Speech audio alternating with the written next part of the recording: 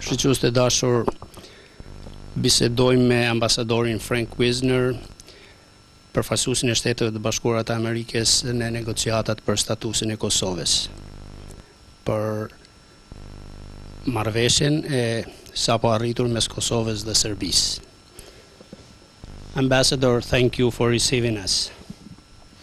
Well, I'm delighted to be with you. This is a very important time, and it's a pleasure to be able to talk both to you and through you to my friends in Kosovo. Many people do say that this is a milestone achievement, an agreement between two countries, Serbia and Kosovo, that was reached in Brussels. What's your view on it? Well, I would share that view. I've looked at the agreement, I've followed the negotiation of the agreement, and I think what happened in Brussels on the 19th of April was truly historic. For the nation of Kosovo, it's the great consolidating step in your independence.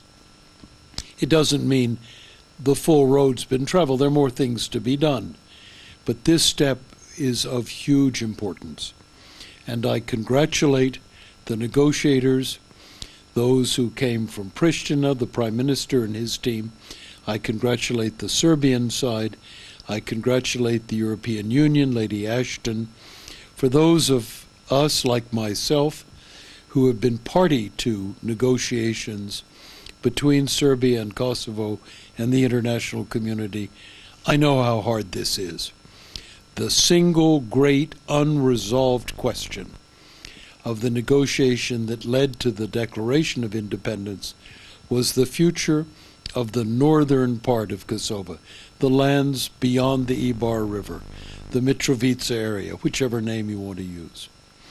What is extraordinary about this agreement and why it is getting the full support of my government in the United States and other governments that care about Kosovo's future, the reason we all support it is threefold. First and foremost, this agreement confirms the borders of the state of Kosovo. Finally, we have an agreement between Serbia and Kosovo on the borders of the new country. Second, the sovereignty of Kosovo is strengthened. Kosovo's constitution, Kosovar institutions, the reach of Kosovar justice and police go up now into the north. Elections will have to be held. The sovereign entity called Kosovo is stronger. And third, if you put these steps together with previous negotiations, what I am enormously pleased is the perspective that opens up, a perspective that means a better economy, a growing region, and a peaceful area. Now let me say what I also believe. I believe this agreement, as important and as good as it is, must now be implemented. Implementation is tough. There will be bumps in the road. There will be disagreements. These will have to be worked through. But the agreement itself is strong and it's good. And it is now much in the hands of the two parliaments to agree to it. It is in the hands of citizens of both countries to invest themselves in the agreement. On the Kosovo side, it is an excellent occasion for Kosovars to reach back into their own history, their own culture, and remember that great saying that so typifies Albanian culture, that our home, first of all, is God's home. Second, it is our guest's home. And third, it is ours, the owner's home. In that order, to respect the rights of the guests that we have, this agreement opens the door to bring into the house, in a legitimate, agreed manner, the Serbian population that lives north of the river. And therefore, to me, this agreement is a major step forward, one I support, one I believe is good for Kosovo, but not just good for Kosovo and good for Serbia, and good for the region, and good for all of us who are friends of the Kosovar people and of the Balkans and peace there. Ambassador, thank you. As one that did travel with Kosovo on Kosovo's pathway to the independence, and as a representative of the U.S. government on the status talks, Ahtisaari's plan, which was created from all of you. This agreement and Ahtisaari plan, is this an Ahtisaari plus, or this coincides with Ahtisaari plan?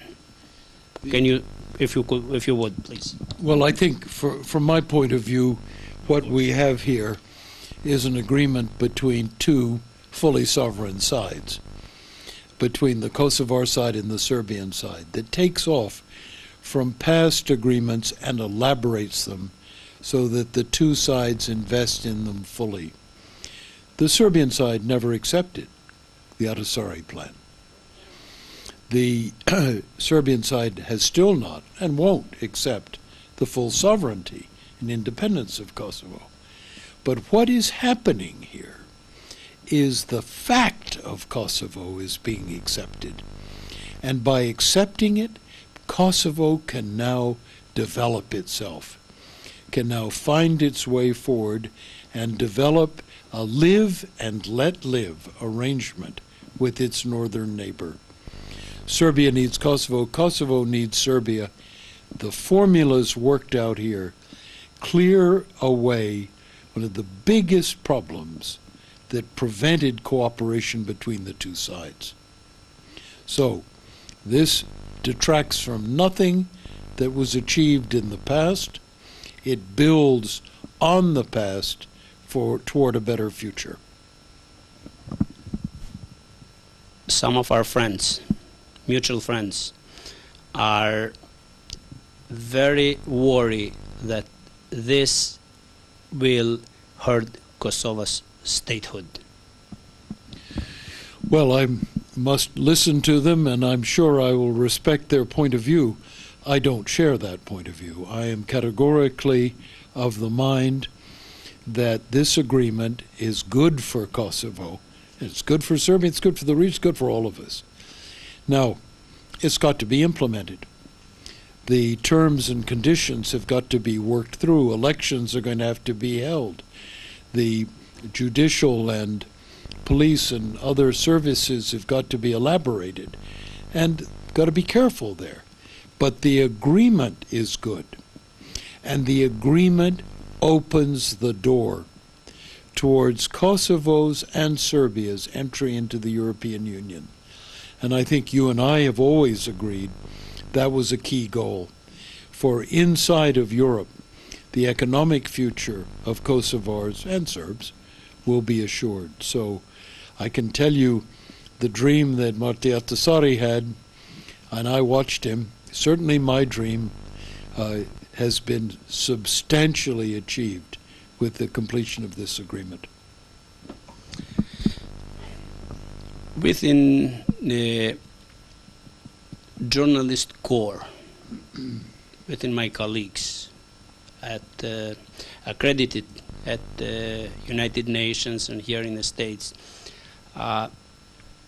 it is an opinion that EU did all this just to speed up and to open up a road for Serbia to join the advancement toward the EU. In that case, should having in mind that Kosovo is being really left behind, should EU speed up Kosovo's procedure toward EU? Look, first of all, I'm absolutely certain in my mind that the EU, if it decides to bring Serbia or any other country, and in its time Kosovo, on board, it is because such an entry will improve Europe's conditions, stabilize a sensitive portion of Europe's geography. Nobody's doing anybody favors. I doubt the commissioners in the European Union sat around and said, what kind of birthday cake can we send to our Serbian friends? They sat down and said, what's good for Europe? Let's get this Balkan problem settled. Let's get peace in the Balkans. And so they've set out with determination, with many other things to worry about, to insist that this area sail into Europe, but do so in peace and in harmony, and not drag another divisive quarrel inside of the European family. So I think the Europeans have behaved with force, vigor, wisdom to use the promise of membership to both sides as an inducement to come to an agreement on the subjects which divide them. I take my hat off to the European negotiators, particularly to Lady Ashton, who've committed themselves to this agreement. So, would you agree with that, that the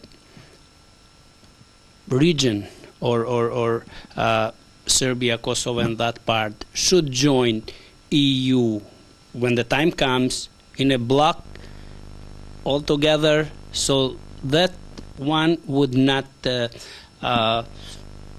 a burden to another and complicate issues? Right. Well, I would welcome the rapid evolution now of Serbian and Kosovar entry into the EU. That's a decision, however, that the Europeans have to take, and they have their rules and their procedures, and in order for countries to enter in good standing, they have to complete a number of steps. They have to clean up their house and conform to European rules, and I think that's all understandable. Who's going to get through the door first, when the door is going to be opened, and so on, that is between the two parties, Belgrade and Pristina, and Brussels, the three parties.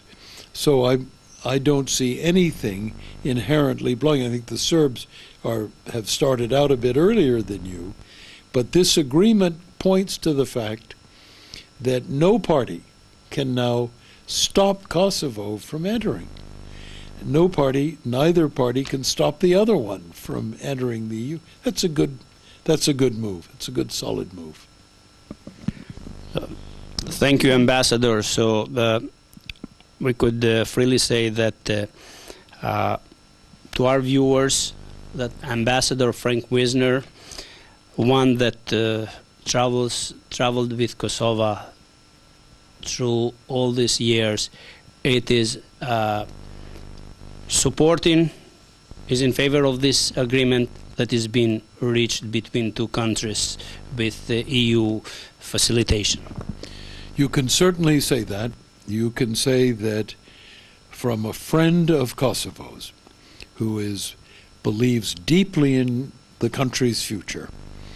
I believe this is a good agreement. I believe Prime Minister Taci and his team have negotiated a good and skillful agreement on behalf of his government and of the people of Kosovo.